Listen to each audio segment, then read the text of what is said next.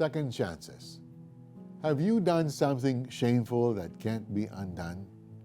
Sobrang palpak na ba ang tingin mo sa iyong sarili? Or meron ka bang kakilalang sa tingin mo ay wala ng pag-asang magbago? At lalong imposibleng maging follower ni Jesus? Nag-commit ng adultery ang babaeng itinulak ng Jewish leader sa harapan ni Kristo. Based on Jewish law, she should have been stoned to death.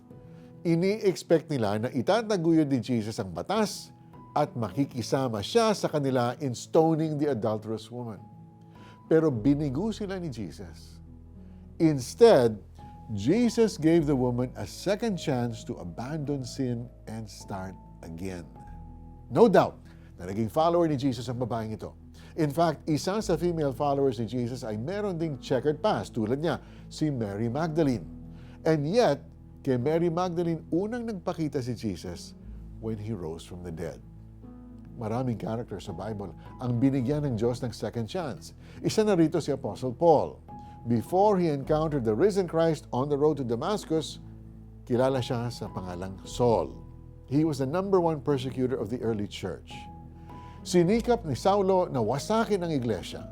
Pinapasok niya ang mga bahay-bahay at ang mga mananampalataya ay kanyang kinakaladkad at ibinibilanggo. But Jesus called him to preach the gospel to the Gentiles.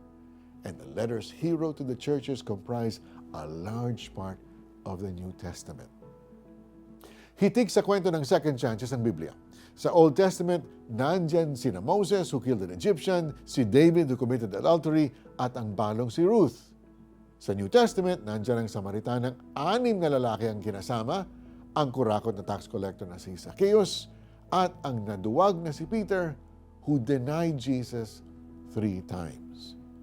And yet, with the God of second chances, they accomplished their mission in His great plan of salvation.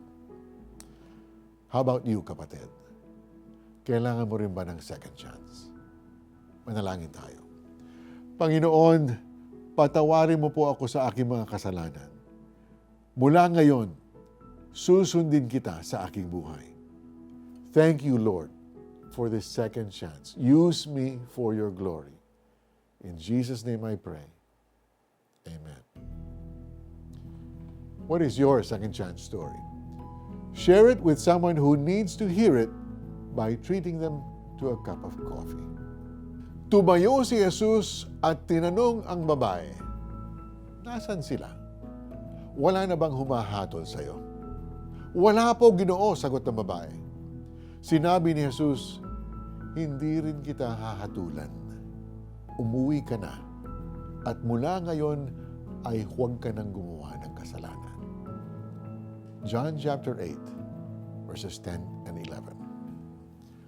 I'm Mari Kaimo. Thank you for joining us. God bless you.